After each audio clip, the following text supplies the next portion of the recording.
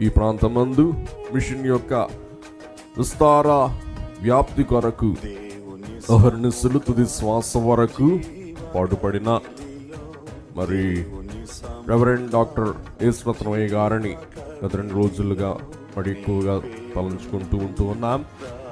మరి వారు ప్రతి గ్రామములో, ప్రతి వీధిలో బయలు మిషన్ సంఘం ఉండాలి, బయలు మిషన్ దైవ సేవకులు ఉండాలి, బయలు మిషన్ దైవ అభిషక్తులు ఉండాలన్న దృఢ సంకల్పముతో మరి ఎంతగానో ప్రయాసపడి మిషను పరిచర్యను దివారాత్రులు కొనసాగించిన సంగతి మనందరికీ కూడా విదితమే.